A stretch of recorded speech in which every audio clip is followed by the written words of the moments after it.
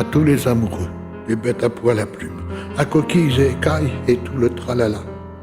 C'est assez, disent les dauphins, nous y trouvons du sang dans tous nos océans. Votre mer est peuplée d'abattoirs, pour tous vos miséreux crèvent la faim, boissons, soif et j'en passe.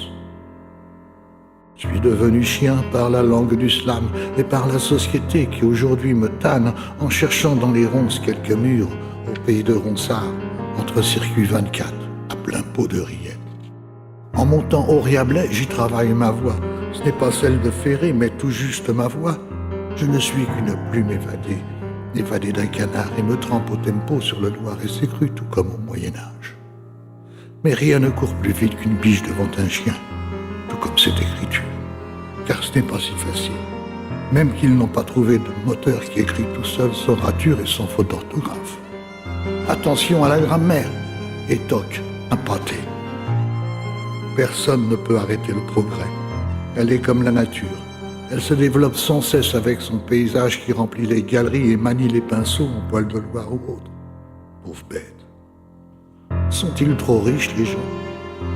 J'en ai vu peindre avec leurs pieds, leur langue et même leur nez. Mais les arbres qui bordent le Loire n'ont pas le même problème de l'enfant qui compte sur ses doigts et qui demande « Maman, s'il te plaît, c'est l'heure de mon goûter. Donne-moi, s'il te plaît, un peu de chocolat. » C'est pas si difficile de dire merci après. Les canards le font bien et le font en canard, et jusqu'en forêt je m'y sens bien bercé. Sous un chêne ou un pin, tout dépend du soleil. La ronflette est permise, pas pour les sangliers qui ne font que passer et trop souvent en bande. Ça vous bouffe les plates-bandes et ramasse les glands. Faut pas traîner dans le coin.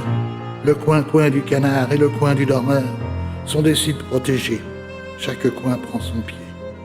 Le bonheur, je vous l'offre.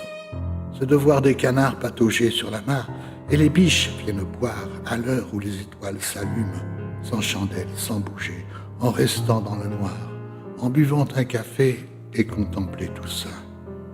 Les canards ne dansent pas. Ils se jouent des grenouilles qui se déguisent en taureaux, genre 4x4 bien gonflés, avec des yeux si gros comme des lanternes, mais ne sont pas si ternes, mais bien noirs. Et la langue des grenouilles pour avaler les papillons de nuit. Elles y mettent tout leur cœur et c'est comme à l'école, la colle et les zéros qui n'en finissent pas. De devenir des héros, il faut savoir apprendre, ce n'est pas trop commode de réciter tout cela sur la pointe des pieds pendant que les autres se tâtent de rire pour faire passer le message. Il faut savoir le dire en l'écoutant, c'est là le grand moment. Comme la brave de Doche de Papy, en y mettant le temps, avec la voix de Georges, comme celle de Brassens, et puis celle des Tripes, et sans aller à Caen.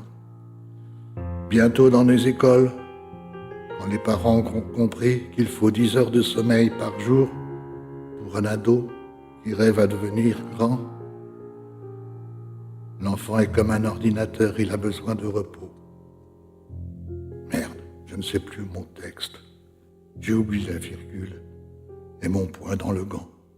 Car 0 plus 0 égale la tête à dodo.